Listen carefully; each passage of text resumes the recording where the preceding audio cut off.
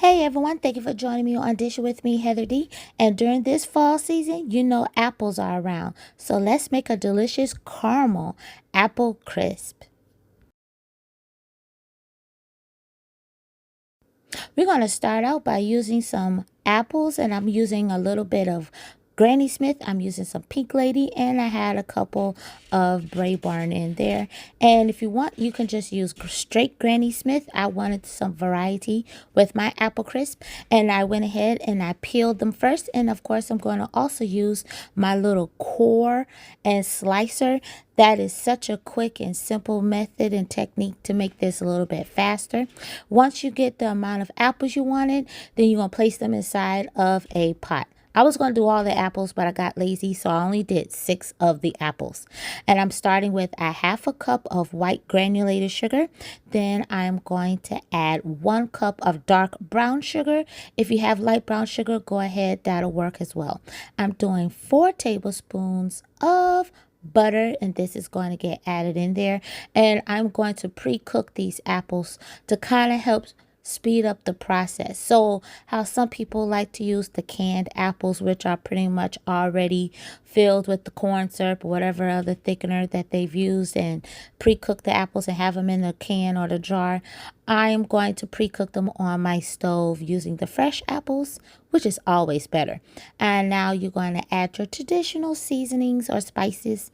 I'm adding cinnamon and allspice. Now, some people do like to add a dash of ground clove to this, but I figured the allspice is perfect and the cinnamon was just right. So once you add those 2 spices to your pot with your apples and sugar, we're going to let this cook down for about a good 15 minutes because apples are high in fiber and they have a high water content. So my main idea in the whole process, the whole method of this is to help cook down some of that water that is in the apples.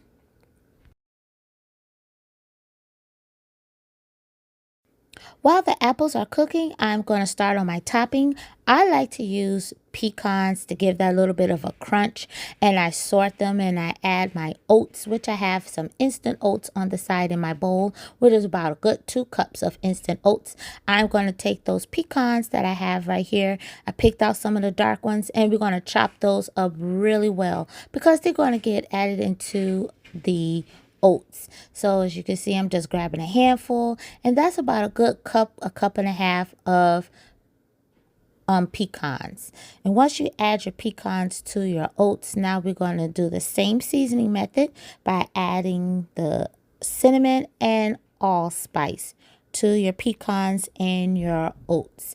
And you can add this according to your liking. You can add more cinnamon, you can add more allspice.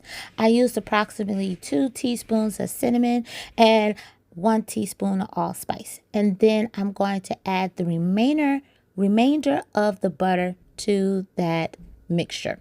So I'm checking on my apples, and you can see that they're starting to cook down. That's all the liquid that came from them, and we're going to let them cook down a little bit more because we want them to almost be a translucent type. So as they cook, I'm going to go and now start breaking down that butter into that oats and the pecan mixture. I'm adding a couple tablespoons of all-purpose flour. I almost forgot. And then you're going to go ahead and break that up as well. And you should have a nice thick consistency where it looks crumbly, just like that. Now you can see the apples have cooked down some, and now you see all that liquid at the bottom. You can either drain that liquid off, or you can go ahead and make that into a nice thick syrup. So as you can see, I'm going to let that cook down some more for about by another 5 minutes, and then that is when we're going to add our cornstarch. I added 1 tablespoon of cornstarch with some water to help thicken up that liquid, and then I'm also adding a half a teaspoon of vanilla extract. That's going to help balance and bring all the delicious flavor to those apples as they cook. So the cornstarch is going to thicken up that juice a little bit, and then that vanilla is just going to add the nice flavor. So I turned off the stove, and I'm just going to let these apples sit in that juice as it starts to, get a little bit thicker, which it did, but I probably could have strained more of that liquid off.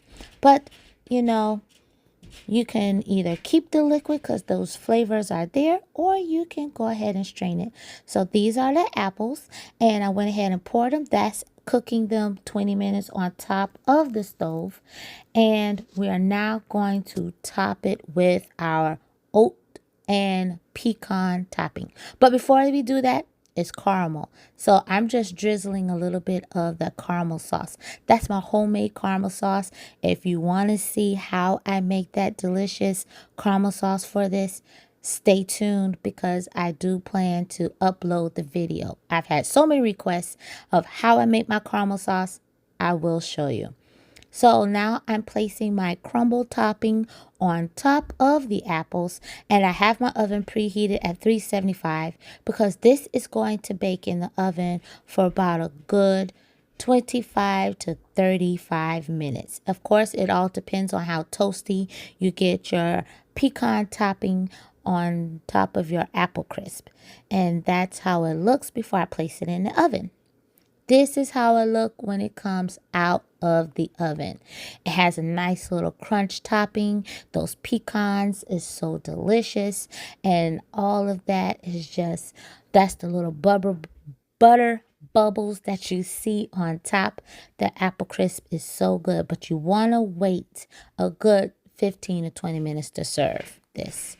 Up to your guests.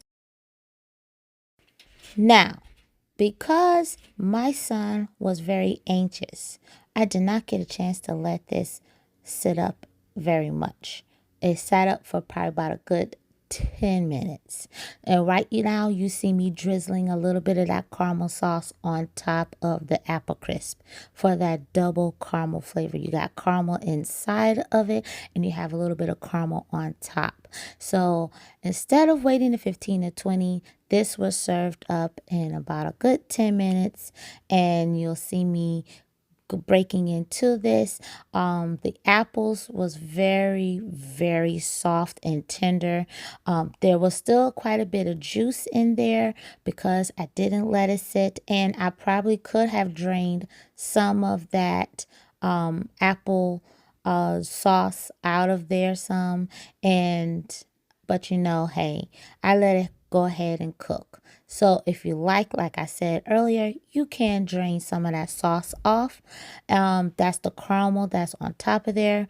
And I scooped a little bit of vanilla ice cream on top, and you can see the steam coming off of there.